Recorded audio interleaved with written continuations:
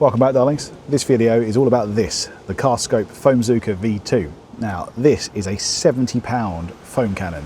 So this video is going to be all about whether this is really worth that price tag. And I'm going to compare it to the MJJC V3S and the MTM PF22.2 in this guise, but the 22.3 broadly the same lance, which is with a different bottle. So we can look at those ideas as well.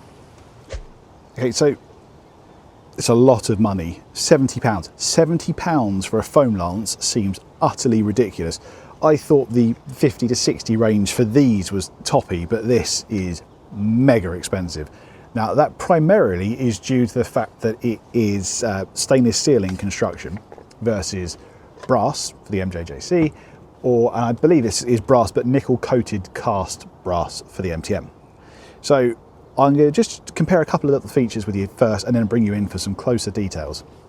Because I think, here's the thing, this is flawed and isn't worth the money, but I want to explain and show you why. So first we'll look at some details and then I'm going to do some demonstrations of 3 different foams. So the MJJC is actually only going to feature in this part of the video because I don't like the foam that it makes, but it is designed well. So I want to look at this for design features to compare against because it does have some very good ones. But when it comes to foam, we're not using that because I've got another video, go and watch this.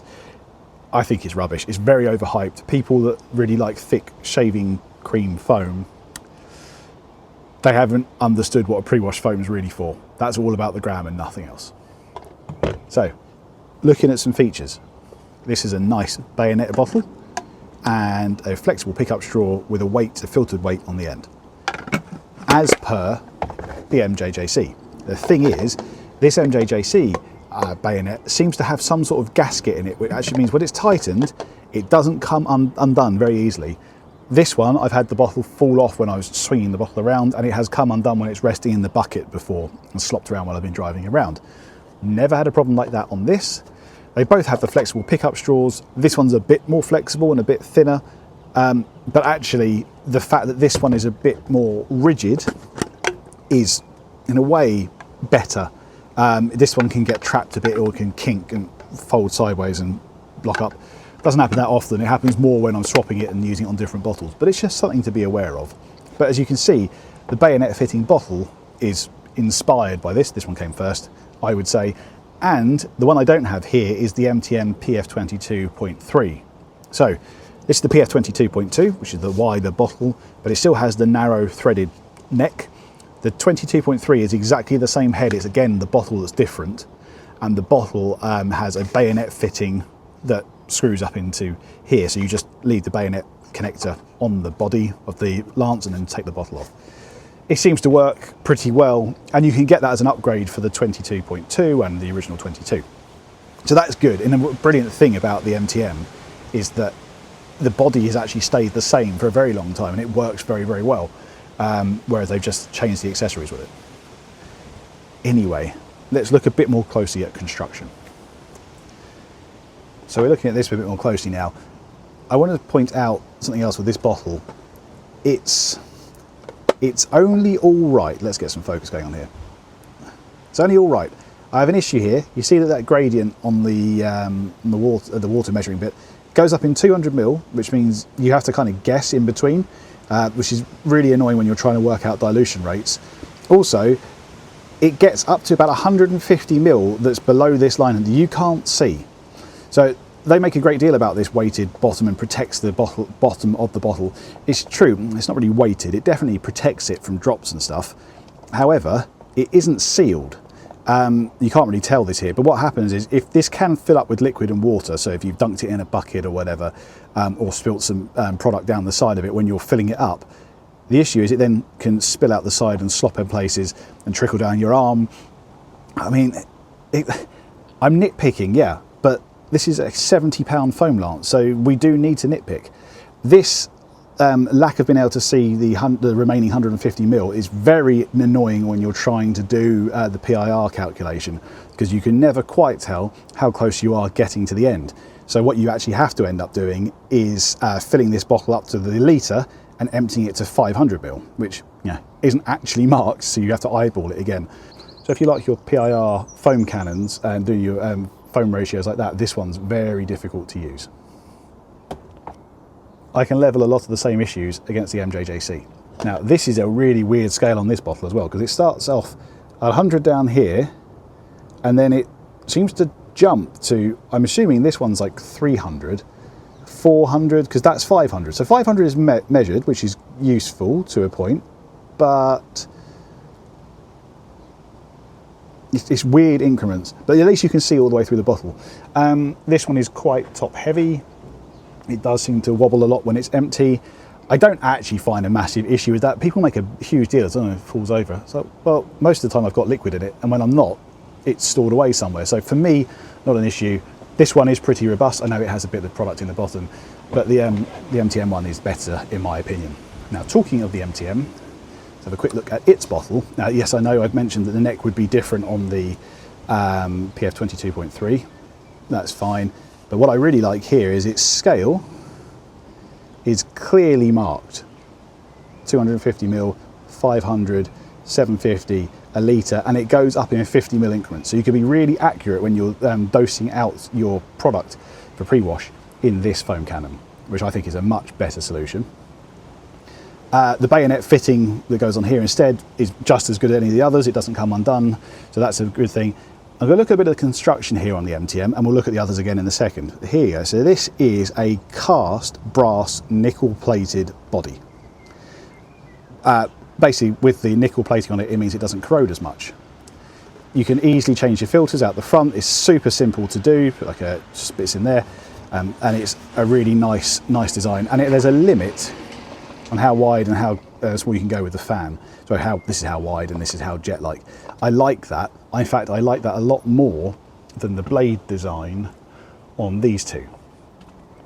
Okay, so these have got the traditional blades, which they have a maximum limit, but you know, it's more than you actually need. So in my mind, I prefer the MTM here. Build quality wise here, the MTM's possibly better, however this is very, very good. And I will say this being stainless means that there's very little chance of corrosion. So that's really important to me.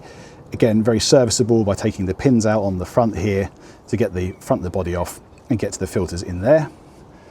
Much as it is with the MJJC. And this one's fully brass. Now we know that the new version they bought out is stainless, but that's the one they brought to market and had to take away from market because it was having issues with the bottles. Quite ironic, really. But yeah, you can see I don't really use this that much, and it is starting to corrode. Yeah, I'm not saying this is a huge issue, but you don't get that with the other two. Again, very serviceable. There's none of this having to dismantle all the back bits. And when you do have to dismantle it, this one's threaded, so it's very easy to get off. You don't have to get tools out really to get inside apart from the screwdriver, whereas before you used to have multiple spanners to try and undo them on the traditional cheap lances or the old Italian PA lances. Anyway, that's enough of what I think about these. Let's go and see them in action. Before we go into the demo of the products, I wanted to quickly mention this, my subscription stats. It has been working. I've mentioned it in the last couple of videos, and my subscriber numbers have really gone up in comparison to where they were before. So we're making great inroads. Thank you. I was shocked when I saw the top dead center one and theirs was 50-50 in terms of the split. And I thought, oh, mine must be like that, and realized it wasn't at all. It still isn't, but it's getting closer. Thank you very much. If you like the videos and this sort of stuff, go and subscribe. Let's get into some product demos. And we're going to start off with some Squid Ink Aquathroth at 1 to 10. This is the MTM on the left hand side. The next side is going to be the Carscope. Now, I want to say that this is the only foam I'm using in this test that isn't corrected for panel impact ratio. But that means you've got the same dilution in the bottle on both sides, 1 to 10. This is about 7 minutes of dwell, and you can see it's pretty even, although I would say the MTM is slightly better, and as it gets towards the end of this exceedingly long dwell, you can really see that the Carscope side has broken up a little bit more. This is the party trick of the Squid Ink. It's got a phenomenally long dwell time. Okay, so we've got a baseline here. Now I'm going on to some Garage Therapy Snow V2. Now this is corrected for panel impact ratio. So on this side, that there was the MTM on the left hand side here, and on the right hand side will be the Carscope, but it's corrected for PIR, so this is 2% panel impact ratio, And that means it was 16 litres of water that are discharged for 1 litre for the MTM, and it's 12 for the Carscope, which means in real terms a difference between 240 ml of product in the Carscope and 320 ml in the MTM. Now the MTM here went on first. It was probably 30 seconds before the stuff from the Carscope went on. It looks like it's breaking up more, but actually overall it's pretty even. But these are both on the panel at the same dilution. Okay, so that's the important thing to understand, and that's why it's a relevant test. But the bottom half seems to have broken up more than the top. This is 5 minutes to dwell in full sun, so this is like the worst conditions you're going to try and do this in. Now, flipping over to the other side, this is Carscope VB. Now, this always produces a thicker foam, and this is also corrected for 2% PIR. So that is the MTM that's gone on first, and then on the other side we're going to have the Carscope one, and we're going to compare how these two do. You see, it's a thicker foam, it's dropping a bit more already. The Carscope VB is a caustic foam. So there's a reason why I haven't done it in the full sun either, because I don't want to damage the trim or paint. And on this side it's okay. So we're letting that dwell over a similar amount of time. Again, it was 5-ish minutes, which is the longest you'd ever need to let these products dwell, really.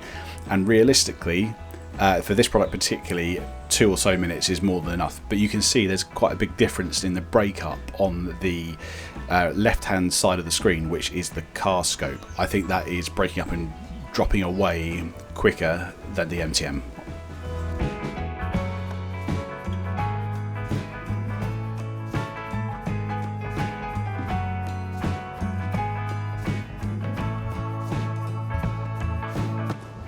Alright, I know that was a lot of talking. I really do understand that. But I needed to draw your attention to the details and the things that really make a difference. Because at £70, this for me isn't adding up. But there is a thing, right? So it's £70 direct from Carscope. It's £70 on inter-detailing as well. However, at Carscope, you have to spend over £75 to get free delivery. So they do a bundle of this with their Baltic snow foam, which is pH neutral. So if you did that, you would then not have to pay shipping. At inter-detailing, you get free shipping at £60, so you wouldn't have to pay extra for shipping. So it's better value if you buy it from inter-detailing. There's ballpark where the MTM is, that can be had from between 50 and 60 depending where you're shopping, and sometimes there are offers on. Again, get it from inter-detailing, use my code Llama, you'll get some money off. So links down below for that, and they're affiliate links, so I get a bit of the kickback, but thank you, this helps supports the channel. Where would I go? Where would I be with all of this? Ultimately, I think the MTM produces the best foam of the lot. It's thick, stable, wet, has a decent dwell. That's the benefit of being stable. That it's wet, so it actually wets out the panel and the surfactants get to work. That's why this isn't included, because it dries out and means the surfactants don't get to work at all. And this, it isn't bad at all. It's much better than this, but I don't think it's as good as the MTM in my opinion. And it's too expensive given what that can do. And this being nickel plated, and I've had that for about 4 or 5 years, shows that corrosion isn't an issue if the metal is treated correctly. So you don't have to go down the stainless route.